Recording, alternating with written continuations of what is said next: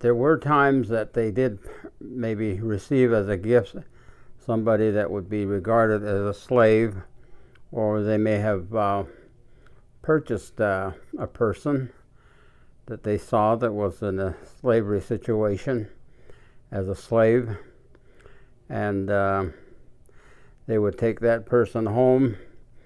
And traditionally, as it is taught, is that after 4 days you are to make that person a part of your family.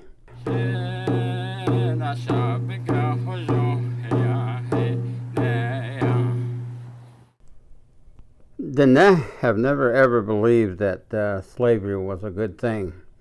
It was forbidden, and it was thought that the one five-fingered being should never put themselves in a position to where they are forcing their ways on another five-fingered being and robbing them of their abilities to make decisions for themselves and to do what they need to do for themselves and so on.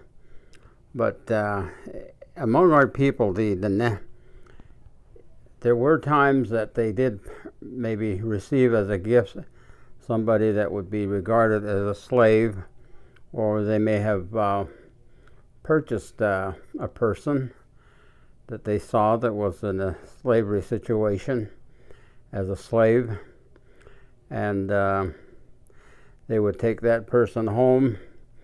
And traditionally, as it is taught, is that after 4 days you are to make that person a part of your family. And it was that to do that in symbolic gestures and symbolic ways, and actual application of the way that you would adopt that person into your family, was to take off your necklace and put it on that person. And in the Navajo, we call it Yopahnelia, is to say that they were adopted. And there were many times that people adopted from other tribes or other groups of people, and they became a part of a clan family. And there's been, in the stories of our people, many times that they had received a person from another tribe, or an individual came and joined the Diné, but they didn't belong to any kind of a clan group, so that the clan family or the clan leader would put a necklace around that person, and that would be the official means to say that this person is adopted into our clan. And the story of one incident is that a young girl, she may have been of the some tribal group, and somehow that tribe wanted to make some kind of restitution for something they may have done. And so they had a young girl that they gave to a family, and that family, after 4 days, put a necklace on her and adopted her into their clan. And this was over around what is present-day Shiprock, or the Farmington area, and that was sometime in the 1850s, the early 1850s, because it was later on that they did find a young trapper up in the mountains, up in near Mount Hesperus. He was up there trapping for various critters and so on. He had somehow injured himself, and he was laying there in his shelter near death. But they took him back to their camp, and it was that they took care of him and nursed him back to health. And he stayed around for a period of time and learned the language of our people. And in being around the Diné, he learned the language, and he learned all of the different trails and the strongholds of our people, the Diné.